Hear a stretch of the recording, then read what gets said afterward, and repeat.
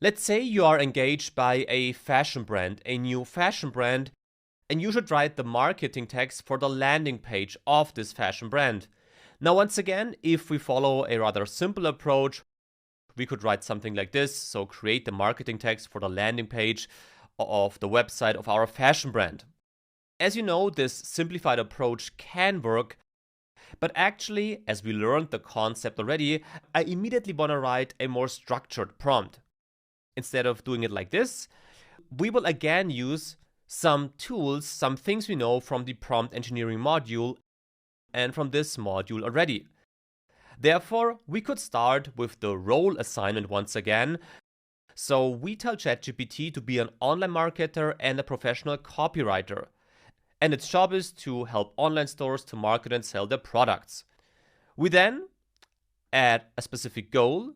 So we want to create an engaging and high converting landing page text.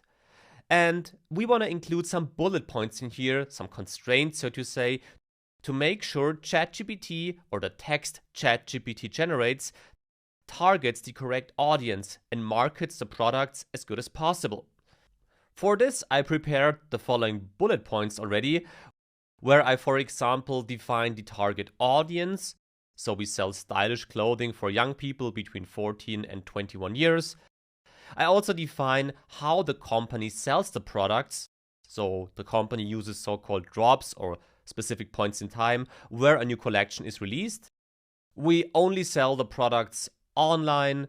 We define what type of fashion we are selling and so on. So basically, we try to give ChatGPT again as much information as possible to get the desired output. Now, to be even more precise, we'll also add more specific instructions. So the goal should be to use the summary bullet points as input to create this landing page text. And we also define the length of this text. And we also tell ChatGPT to come up with a fitting brand name for the company. So once again, think about the goal you have with your prompt and try to be as precise as possible when adding all these constraints to your prompt. Now let's see what ChatGPT makes out of this. So this is the text ChatGPT came up with. I don't think it's perfect yet because we have that get ready and get ready repetition here.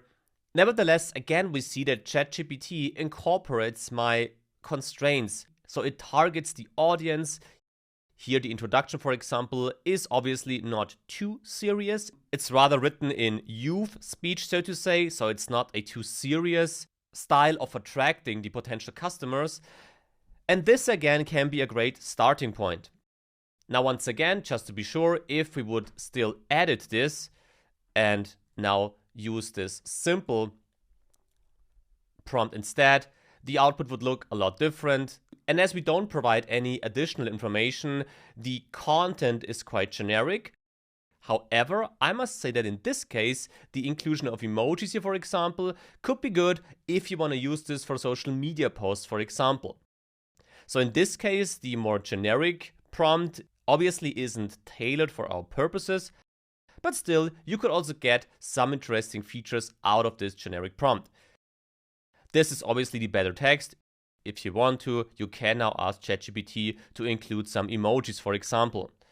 Add emojis to the text and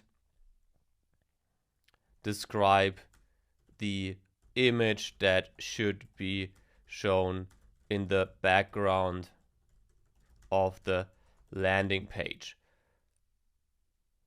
So with this, we can now continue here and take over this emoji-like style that we saw from the generic prompt.